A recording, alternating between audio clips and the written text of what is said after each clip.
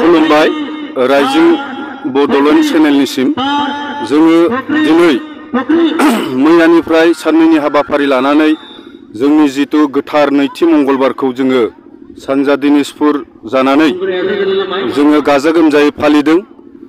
बेयो फालिनाया जोंना 2017 मायथाइनिफ्राय जितु जोंनि आसाम सरकारा जोंनो जि अफिस कासारि कर्ट कासारि गासैखौबो बन्द फोसावनाय जितु जों स्वीकृति मोननाय बिनिफ्राय जोंनि गामिया जोङो बोसोरथाम जाबाय दिनैसिम जोङो बेखौ गाजा गोमजायै खुंबोगासिनो दं।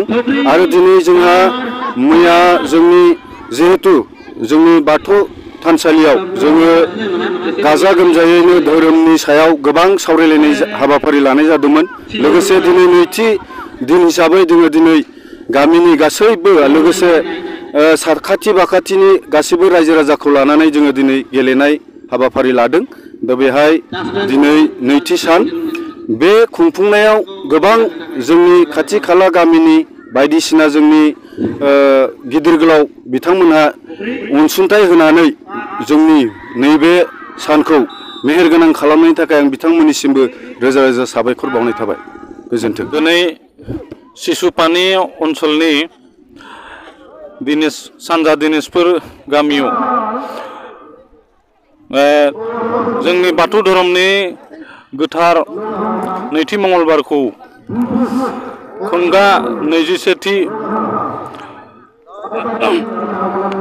नैथि मंगलबारखौ बिथां दिनाजपुर गामि रायजो राजाफ्रा मोजाङै फालिगासिनो दं। दिनै बे नैथि मंगलबारनि साननैनि हाबाफारि लानानै जितु गेलेमु बादायलायनाय बिथांमोना बेवहाय जागासिनो दङ। बेवहाय आंखौ गेलेमु बादायलायनायखौ बेखेवनो थाखाय बिथांमोना आलासि महरै लिंदोंमोन। बेयाव बेखेवनाय जाबाय।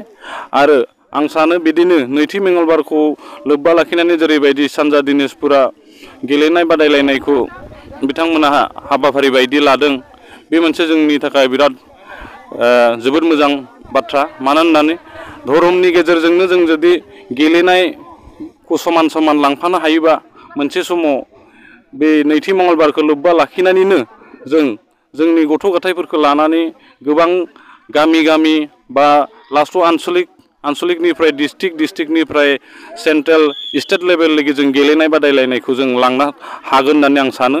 बेनिखायनो जोंनि बे सानजा दिनाजपुरनि गोबां रायजो राजाफ्रा जेरैबायदि गाजा गोमजायै नैथि मंगलबारखौ बिथांमोना फालिदों बे जोंनि थाखाय बिराद गनायथाव बाथ्रा।